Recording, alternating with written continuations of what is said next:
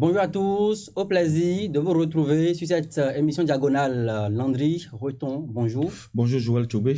Ensemble, nous recevons sur ce plateau Georges Anagonou, membre BR, il s'agit donc bien entendu du parti de la mouvance, le bloc républicain. Georges Anagonou, bonjour.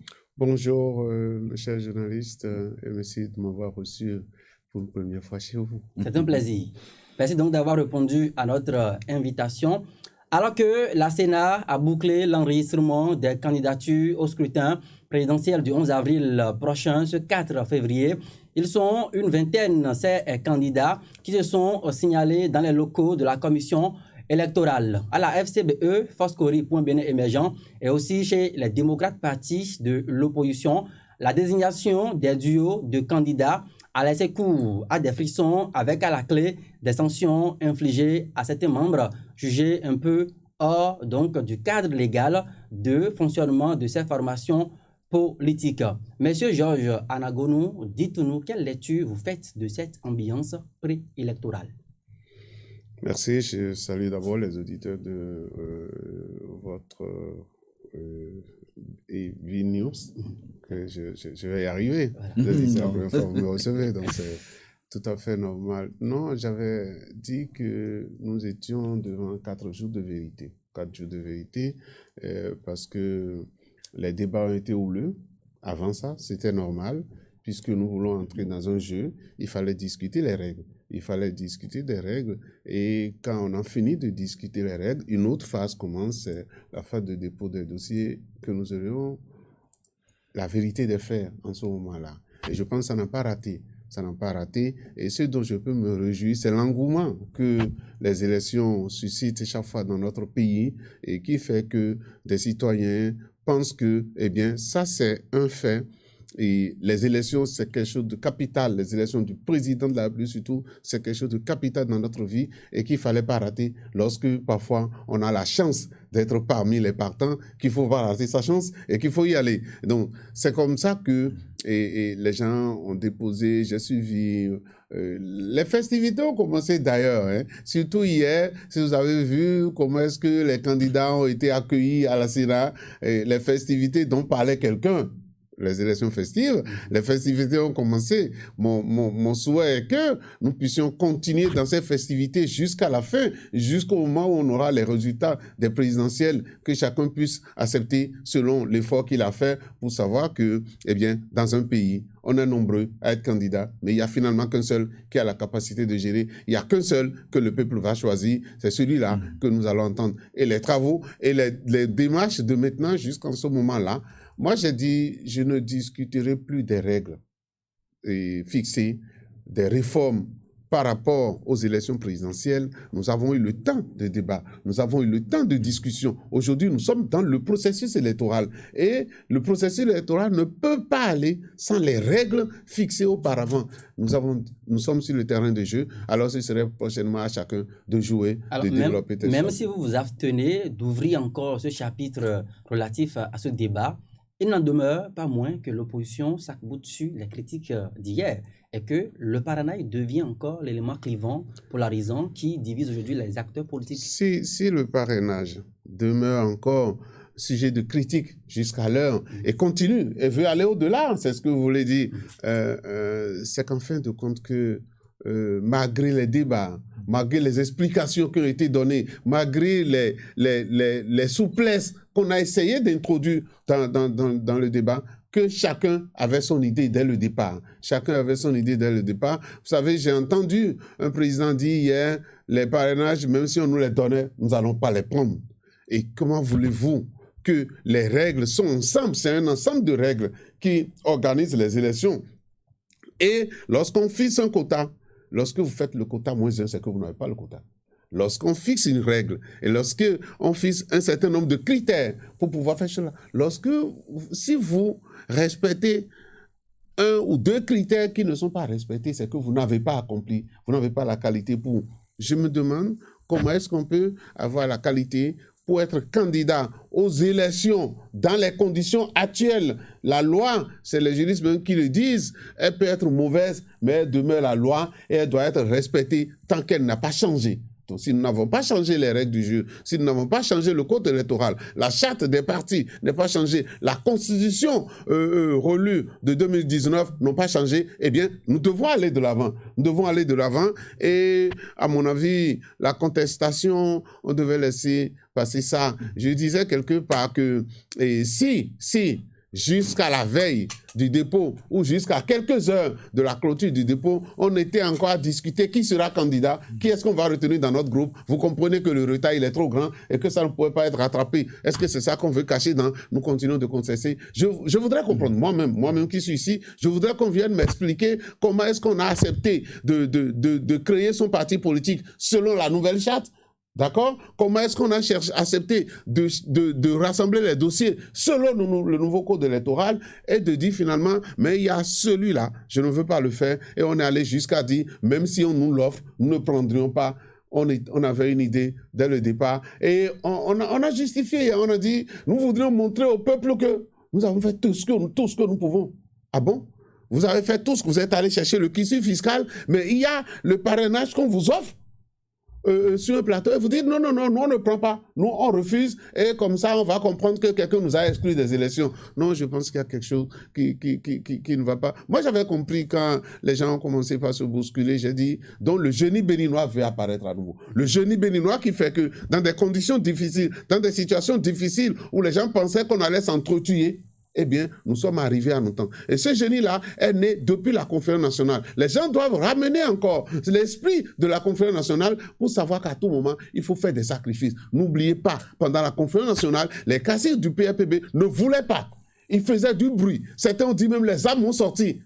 Mais nous avons appelé au génie béninois qui a permis à chacun, alors finalement, d'accepter pour dire ce qui est autant, ce qui demeure, c'est le Bénin qui demeure. Si chacun peut se dire ça aujourd'hui, que ce qui est éternel, c'est le Bénin, et que c'est ça que nous devons léguer à nos enfants, je pense qu'on doit pouvoir réfléchir à nouveau, on doit pouvoir reconsidérer les situations. J'ai espoir dans le dialogue, j'ai espoir dans la discussion, et je pense que quand on aurait fini de vraiment expliquer, chacun acceptera quelle est sa condition actuelle et les choses vont bien se passer. Oui, M. Georges Nagounou, vous aurez compris, mais dites-nous de façon plus précise, quand on voit un peu tout ce qu'il y a eu à la Sénat en 4 jours, vous avez parlé de 4 jours de vérité, une vingtaine de candidats, pour ne pas dire plus exactement 20 candidats, presque dans le starting block pour le 11 avril. Quand on regarde un peu de plus près, en se référant au test, est-ce que quelque part, on ne constate pas des failles encore dans cette réforme du système partisan dans notre pays? Non, en fait, le fait qu'il y ait eu beaucoup de candidatures n'est pas dû à une faille du système partisan. Qu'est-ce qu'on aurait pu faire pour empêcher ces candidats? Je vous explique. Ce que là, vous allez trouver de faille lorsque la Sénat va sortir la liste. Aller déposer sa candidature, c'est rien, ça. C'est-à-dire, c'est manifester une volonté. Mais est-ce que vous remplissez les conditions? C'est là où nous allons trouver, lorsque la Sénat va appliquer les règles de cette réforme-là, c'est en ce moment que nous allons trouver, est-ce que nous avons changé ou nous n'avons pas changé? Parmi les 20 qui ont déposé, nous savions quelque chose avant. Nous savions que, même quelqu'un fait un débat quelque part avec moi pour dire, nous devons avoir 10 candidats. Je dis non. La loi n'a pas dit, voilà obligatoirement le nombre de candidats que nous avons par rapport au parrainage disponible. C'est en ce moment qu'on disait ça. Et on dit, comme il y a un député qui est mort, on n'aura pas dit. J'ai dit non, la règle ne nous demande pas d'avoir forcément un nombre précis de candidats. Nous pouvons avoir 2 candidats. Nous pouvons avoir 3 candidats. Cela dépend de la manière dont les gens vont s'y prendre et comment ils vont préparer leur candidature avant d'arriver. Donc, nous allons apprécier l'efficacité de la réforme lorsque la Sénat va maintenant donner la liste de ceux qui remplissent effectivement les conditions pour pouvoir aller aux élections. En ce moment-là, nous allons savoir si la réserve nous a permis de réduire le nombre de candidats, d'éviter cette pagaille. Mais vous savez, j'ai dit ça, quelqu'un n'est pas d'accord, mais lorsqu'un pasteur vient se présenter pour dire que c'est Dieu qui l'a inspiré, ça passe à une autre époque, mais c'est pas grave. Tout ce qui peut... Mais ça désacralise la fonction du président. Non, du tout pas. Oui. C'est ce que je vous disais. Oui. Puisqu'on n'a pas encore arrêté la liste de ceux qui vont partir. Donc, puisqu'on n'a pas encore arrêté la liste de ceux qui vont partir, eh bien, on ne peut pas dire que la réforme n'a pas pris corps. La réforme a pris corps. Ce qui se passait avant, les règles était moins corsé. Ça fait que la majorité de ceux qui déposaient étaient sur la liste. Je pense la dernière fois, on est allé jusqu'à 40 candidats. D'accord? Aujourd'hui, déjà, rien que pour le dépôt, on en a 20. Alors, on a fait un bon qualitatif. Et maintenant, lorsque la Sénat va encore tamiser, juste en appliquant les règles, la Sénat ne fera pas autre chose. Lorsque la Sénat va appliquer rien que les règles, eh bien, nous allons voir que la réforme a vraiment marché parce que ça a permis de limiter le nombre de candidats et de ne pas désacraliser, comme vous le dites, la fonction du président de la République. Parce que c'est l'image qu'on donnait. Dans d'autres pays, on dit, mais les Béninois, ils comprennent pas ce qu'on appelle le président de la République. Ils ont 40 candidats, ils ont 50 candidats. C'est pas possible. Et nous tous, nous avons déploré ça dans ce pays. C'est ce que j'ai dit. Nous avons tous déploré ça dans ce pays pour dire que ce n'est pas normal. Maintenant, si nous avons des réformes qui nous permettent de réorganiser et de ne pas voir le spectacle d'avant, nous devons applaudir ces réformes-là. C'est ça qui fait que moi, pour l'instant, la réforme n'a pas failli. Allons-y à la fin et nous allons voir ce que ça va donner. Les démocrates ont proposé au duo Mme Madougou et M. Djivo. On a entendu Mme Madougou dire hier que toutes les tentatives pour avoir des parrainages ont été vaines et que, en se rapprochant de ceux-là qui l'ont dit qu'ils auraient bien voulu, mais que ces parrainages sont détenus par les chefs de partis politiques qui ont dit niet. Dites-nous, vous qui êtes membre du bloc républicain, apparenté. Ça va être oui, c'est important. Ouais. Dites-nous, quelle lecture faites-vous de cette déclaration? Non, c'est que vous avez... au fait, si vous les avez suivis hier, il y a eu deux déclarations différentes. Il y a eu le président Ounete qui a dit les parrainages, nous n'irons pas les chercher. Nous n'irons pas quémander. Il n'est pas le seul. Le professeur Joël Aïvo l'a dit avant. Nous n'irons pas quémander. Ce que vous n'êtes pas allé quémander, comment vous allez dire qu'on vous a refusé cela? Il y a une contradiction dans les déclarations. Vous voyez? Moi, je ne veux pas rester sur cette polémique-là. Les institutions ont été claires. Ce que j'ai proposé quelque part et que peut-être, mais c'est fini maintenant, on ne peut plus. J'ai dit on pouvait faire une fois au parrainage. C'est-à-dire que tous les élus qui avaient le parrainage là, ils allaient se faire leur marché devant la Sénat hier et attendre. Et lorsque les candidats viendront, ceux qui n'ont pas encore ils passeront devant eux et s'ils sont d'accord. Donc, voyez-vous comment est-ce qu'il était devenu tellement facile d'avoir le parrainage? C'est-à-dire que moi, j'ai vu un député a dit, moi, je veux parrainer quelqu'un des démocrates. Moi, je veux donner mon parrainage. Et ceux qui s'y sont pris, vous avez vu, ils ont trouvé. J'ai appris que les gens de FCBE ont eu jusqu'à 20 parrainages.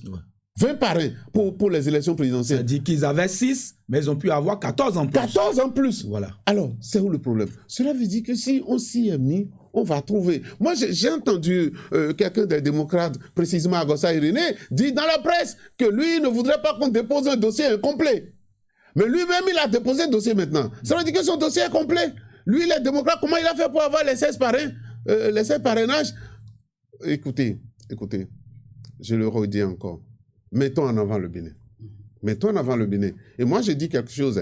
Et en absence d'un consensus, en l'absence d'un dialogue, ce qui doit rester intangible, c'est les lois que nous nous sommes données. Lorsque nous allons les respecter, après, on peut discuter. Mais il ne faut pas faire l'erreur de ne pas respecter les lois. Et se lancer aujourd'hui dans l'inconnu, je ne veux pas du tout. Moi, je ne souhaite pas ça. Alors, Georges Anagonou, je vais faire donc un retour un peu en arrière pour parler cette fois-ci de la faiblesse de la réforme du système partisan. On a dit... Vous en détectez, c'est ça? Alors, non, nous allons donc faire le débat ici, vous et moi tout à l'heure. On a dit qu'il fallait cette réforme pour modéliser, moraliser, j'allais dire simplement, l'espace civique, l'espace politique essentiellement. Et qu'il fallait faire barrage aux candidatures fantaisistes. Alors, je reprécise le fond de ma question. Le balai des candidats, un journal, pour ne pas le citer, le matinal, a titré le mardi matin que deux pagailleurs étaient à la Sénat. Parce que certainement que ces dossiers n'étaient pas au complet. On a même vu un ancien ministre qui est venu en solo, solitairement, donc dit « Bon, je suis candidat conformément à la Constitution de 1990. » Et à la fin, la tribune officielle de la Sénat, les médias du monde, les yeux braqués, et tous les candidats font des déclarations. On a vu un pasteur qui a dit « C'est Dieu qui est mon parrain à la Sénat. » Et ça continue. Est-ce que là, ce n'est pas une faiblesse? Parce que là, le balai continue. Oui. Nous parlons de la fonction présidentielle. Ça aussi, c'est démocratique. Ça aussi, de pouvoir être libre d'exprimer son idée, même si l'idée elle est saugrenue, d'avoir la liberté de l'exprimer. Ça aussi, c'est démocratique. La démocratie accepte la pagaille, l'anarchie, le désordre. C'est ce que pourquoi vous appelez ça un désordre? Le fait d'aller déposer sa candidature, même si on sait, toi-même tu te dis déjà, même lorsque tu sais que tu ne remplis pas les conditions et que tu te présentes à un centre d'examen, tu es sûr qu'on va te sortir, qu'on va te fermer la porte. Ça, tu le sais, ça. Mais il est de la nature de l'homme, de la nature, de l'ego, de l'être humain, de dire, même s'ils ont refusé. Et il y a une nouvelle idée qui est née depuis le lundi, depuis que M. Gary Soglou allait déposer sa candidature, si vous l'avez entendu. Il dit, je suis venu pour déposer les dossiers selon la condition de 90 non modifiés. Où allons-nous? Où allons-nous? Qu'est-ce que nous voulons faire? Moi, j'ai dit que à partir de 2019, à partir de la modification de 2019, nous avons maintenant compris que notre constitution, elle est modifiable. Nous avons tenté des années durant à essayer de modifier la Constitution et nous avons été toujours bloqués parce que personne ne faisait confiance à l'autre. Personne ne faisait confiance à l'autre. On était toujours soupçonnés. Mais à partir de 2019, nous savons maintenant que notre Constitution, elle est modifiable. Et à partir du moment où nous l'avons modifiée, c'est aussi la loi qui dit, c'est la nouvelle loi, c'est la nouvelle règle qu'il faut considérer. C'est notre nouvelle constitution. Donc pour vous, il n'y a aucune pagaille à la Sénat? Pour l'instant, non. C'est quand on va dire, la Sénat va donner les résultats pour dire, voilà ceux qui remplissent les critères, effectivement, d'y aller, et que les gens vont persister, aller faire peut-être sitting devant la Sénat. En ce moment-là, nous serons dans la pagaille. Et vous savez, nous sommes dans une république qui se respecte et qui s'organise. Quand nous serons à ce niveau-là, les forces, enfin, ceux qui sont chargés de faire régner l'ordre dans la République, ils feront régner l'ordre dans la République. Alors, contrairement donc à la mouvance avec ces partis coalisés, l'UDBN, le PRD, l'UP, le BR et puis Moël Bénin, qui ont tous porté leur choix sur Patrice Talon comme leur candidat. Ça a été donc un peu comme de l'eau qui court rapidement sous des roulettes. Les deux autres partis de l'opposition, la FCBE et les démocrates, ont fait, je vais dire comme ça, un processus un peu vicié dans la désignation de leur duo de candidature, de candidats, allais-je dire. On a vu dans la foulée, Irénée Agossa, vous en parliez un instant, qui a été suspendu, blâmé par son parti, les démocrates, dans la foulée. On a vu également Théophile Yarou et puis un autre jeune de l'opposition, Laurent de Faton, qui ont été également suspendus du parti FCBE. Alors, à quoi cela rime? Est-ce que là, nous ne sommes pas dans la faiblesse même des partis politiques? Nous sommes aussi là dans l'exercice de la liberté individuelle, Et les partis politiques, comme on le sait, il y a ce qui est fondamental dans un groupe. Où vous êtes d'accord, vous y allez, ou vous n'y allez pas. C'est la discipline du parti. C'est la discipline du groupe. Et donc, lorsque le parti a fixé des règles et que vous ne respectez pas ces règles-là, vous savez à quoi vous en tenir. Je sais que, voyez-vous, il y a eu une réaction hier, dans la journée d'hier ou dans la journée d'avant-hier, où Agossa Irénée a réagi pour dire, j'ai jamais donné d'interview à tel journal, j'ai jamais dit ceci, ce qui se passe là, ce sont les manigances du pouvoir pour démobiliser les démocrates. D'accord? Seulement que lui-même, l'acte posé auparavant était en train de démobiliser les démocrates. Donc, il n'avait pas accusé quelqu'un d'autre. Mais lorsqu'il a posé cet acte-là, et Agossa Irénée le sait très bien, lorsque vous posez un acte pareil, il aurait été dans des groupes, il aurait été même président de parti politique.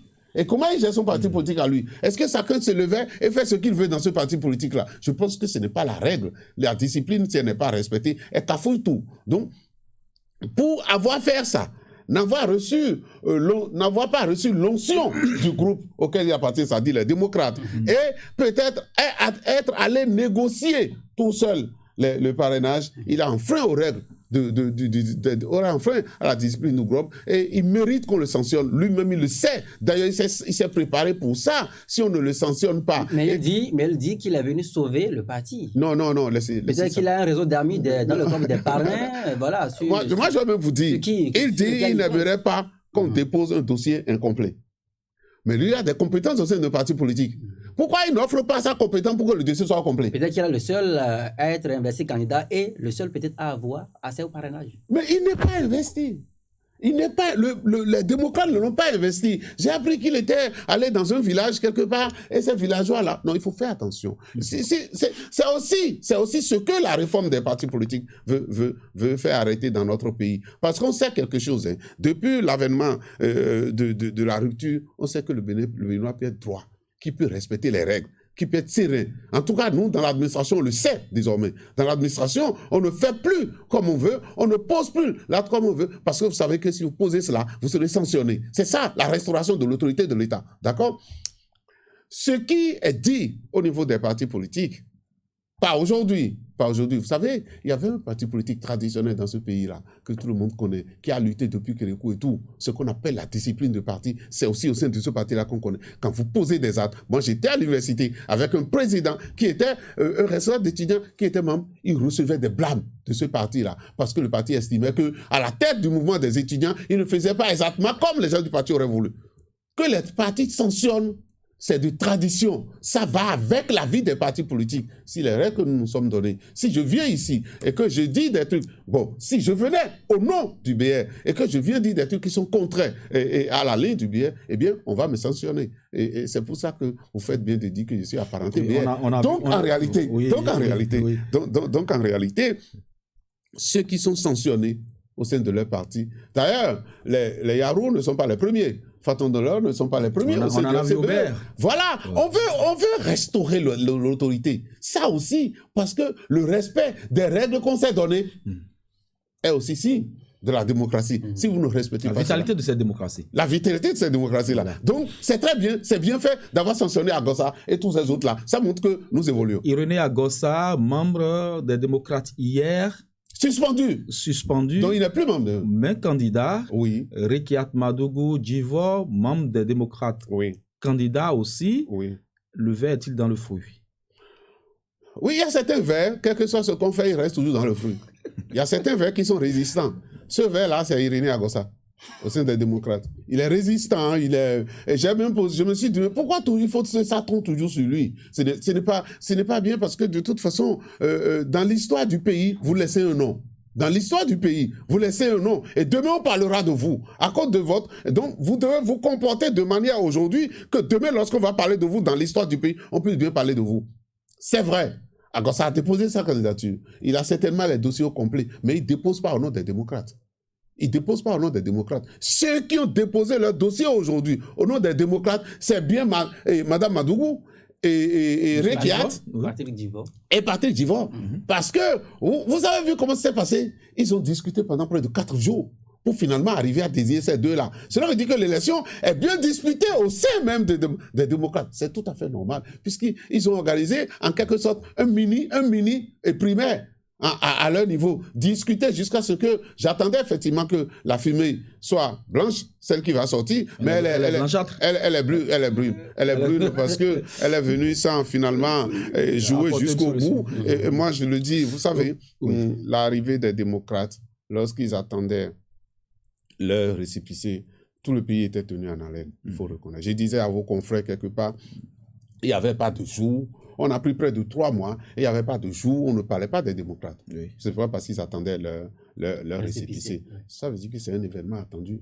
Le peuple a besoin de ça. Les citoyens béninois ont besoin de ça. Et aussi, les citoyens béninois ont besoin que les démocrates aient de députés et de candidats pour que nous puissions juger cette discussion, cette querelle depuis le début de la rupture, nous puissions juger quelle est la valeur de chacun. Et j'ai dit si les démocrates, si éventuellement, parce que normalement, la Sénat dépose de 8 jours pour étudier les dossiers, et si la Sénat écrit à ceux qui ont des dossiers incomplets, cela dépose encore de 3 jours pour mettre au complet le... Peut-être que le miracle va arriver. Peut-être que le miracle va arriver. Et lorsque ce miracle arrive, ce serait pour le bonheur des Béninois. Ce serait pour ces élections festives auxquelles appelle le premier d'entre nous, c'est-à-dire le chef de l'État, le président Patrice Talon. Et ce serait festif. Et moi, vous voyez, le président Talon a besoin effectivement que les élections soient discutées. Parce que vous savez, l'étudiant, le candidat, lauréat qui est content, vous savez, celui-là, qui est fier de lui, c'est celui qui s'est bagarré. Il a veillé, il a étudié tout le temps. Et à la fin, il est admis pour son examen. Il est heureux. Avec sans péril, on triomphe sans gloire. Voilà. Donc, à partir de ce moment-là, vous vous rappelez de la victoire de 96? 2016 du moins, pour le président Talon. C'était une grande victoire. Vous savez pourquoi? Parce qu'il s'est battu contre tout le monde. Il s'est battu avec les gens. Le jeu a été clair. Et à la fin de ça, il a eu sa victoire. On était fiers. On était contents pour lui. Parce que le système était celui-là. C'est ce que nous voulons aussi pour les élections prochaines. Que tout le monde se batte. Que tout le monde soit capable de faire les examens. Je voudrais dire, quand la Sénat va sortir les résultats et que ceux qui n'ont pas de parrainage, puis s'il y a encore de parrainage qui traînent dans les mains, les gens ont les fiches, ils ne savent pas à qui rien cela. Peut-être ils ne sont pas obligés de donner. Peut-être quand la Sénat va leur donner 3 jours pour se mettre à jour, nous allons organiser nécessairement la foi des parrainages. La meilleure des options sera été que les démocrates puissent avoir leur parrainage pour que vive la démocratie, absolument, comme tout le monde le dit. Absolument. Mais lorsqu'on se retrouvait dans la situation où il n'y aurait pas de parrainage pour les démocrates, que doit-on faire? Je l'ai dit tout à l'heure, à l'impossible, nul n'est tenu. À l'impossible, nul n'est tenu. L'inconnu, le saut dans l'inconnu qu'on ne doit pas faire, c'est de ne pas organiser les élections présidentielles. Ce serait extrêmement grave, un précédent qu'on ne pourra pas gérer demain.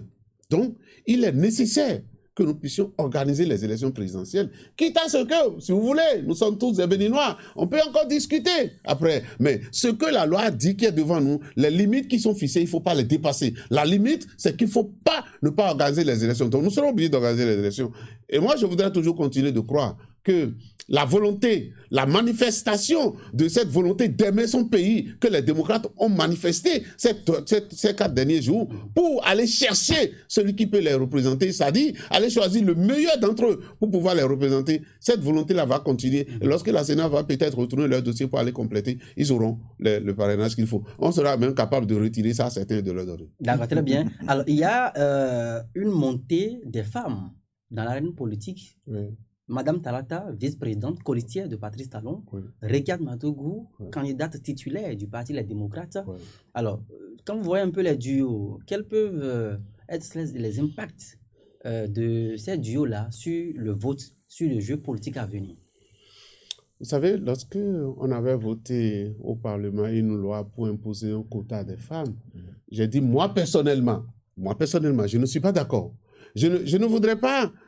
Et vous savez, le droit que vous allez acquérir, c'est suite à des luttes données, à un sacrifice que vous allez faire pour acquérir ces droits-là. Si on donne quota, on va encore continuer de dire qu'on a nommé. Mais aujourd'hui, regardez cette bataille de Rekiat Madougou. Je l'aime. C'est une femme battante. Et dans le pays, il y en a. Vous prenez Madame Prudencio, Claudine, c'est une battante en politique. Marie-Élise Bédot. Ceux-là se sont battus pour se poser dans la politique. Vous comprenez? Il faut se battre. Lorsque les femmes vont se battre, elles vont. Et vous allez voir les duos avec les femmes. C'est des duos qui sont porteurs. C'est des duos qui ont un lendemain meilleur, ces duos-là. Vous voyez des incidences sur l'expression du vote? Oui, c'est ce que je dis. Oui, bien sûr, ça va avoir des incidences. Et les duos même, je voudrais dire, c'est comme ça, les duos même en sont conscients. Les duos même en sont conscients que lorsque la présidente, elle est peut-être une femme, et que colistier est un homme, ou le président est un homme, et que colistier est une femme, que ça va donner un goût de l'équilibre dans les élections. Et ça va... Moi, je suis fier, je suis content. Je sais que... Vous savez, Rekiat Madougou, c'est vrai, elle est restée absente sur la scène politique nationale ces derniers temps-ci. Mais la dame qu'elle est, elle a marqué le Bénin. Et elle a marqué les femmes qui sont fières de la voir. Ces femmes-là voudront certainement se mobiliser derrière elle. C'est pour ça que moi, je souhaite vivement qu'on aille chercher, que lorsque les 3 jours de correction vont arriver, qu'on aille chercher le parrainage. Il y a des gens qu'on attendait. Vous pouvez aussi parler du professeur Joël Aïvo, qui s'est battu. Et il a commencé, lui seul, à part le président Talon, c'est lui qui est le candidat qui a parcouru plus de communes dans le pays. Il en a parcouru 50, à peu près. Vous souhaitez qu'il ait aussi le parrainage? Absolument, non. Et moi, je vous le dis, je souhaite que le professeur... Et j'ai dit quelque chose, j'ai dit, il ne faut pas qu'elle nous dise en erreur. Il ne faut pas qu'on le dise dans les rues en disant « Viens rester avec nous et tiens avec nous ce qui permet de boycotter les élections ». Le professeur Joël Aïvo n'a aucun intérêt à boycotter les élections prochaines, même s'il n'est pas élu président et il est bien postulé, il est bien en bonne position pour les autres élections qui vont venir. Et vous verrez dans ce pays qu'une nouvelle génération de politiciens est née et que cette nouvelle génération fera mal. Mais si, pour cette première fois-là, il suit d'autres qui lui donnent de mauvais conseils et qu'il n'est pas allé chercher le parrainage, je dis quelque chose. Le professeur Joël vous dit, je ne vais pas aller devant mon adversaire pour commander le parrainage. Mais le sprint final, c'est quand? Le sprint final, c'est le jugement du citoyen, c'est le jugement des Béninois. Alors, même si je vais chercher le parrainage chez quelqu'un, finalement, c'est pas lui qui va me juger, c'est le peuple béninois qui va et juger le programme d'action que vous lui exposez. Qu'est-ce qui est plus important? C'est le sprint final. C'est le sprint final. Et moi, je conseille au professeur Joël Aïvo d'aller chercher, de chercher plutôt ce sprint final. Et même aussi à Mandougou, de chercher le sprint final. C'est peut-être encore possible que les parrainages existent encore quelque part et que dans les 3 jours de correction, ils pourront les avoir. Monsieur Georges Anagonou, merci beaucoup. Nous sommes pratiquement à la fin de cette émission. Vous allez nous dire en guise de conclusion, quel doit être le comportement de ces acteurs-là pour la préservation de la paix?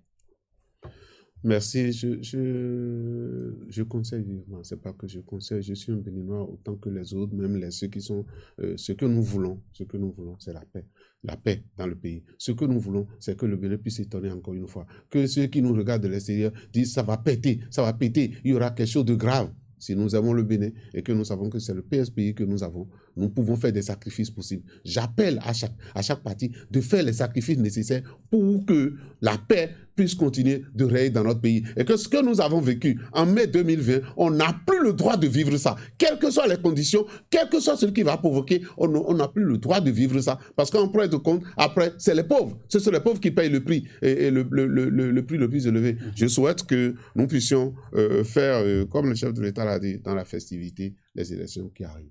Merci à vous, monsieur Georges Anagonou. Vous êtes membre du parti Bloc républicain apparenté. Voilà. J'insiste donc là-dessus. Merci d'être assez opiné. Merci à vous, Landé Breton. Merci, Joël. Et c'est la fin de votre numéro. On se retrouve très prochainement.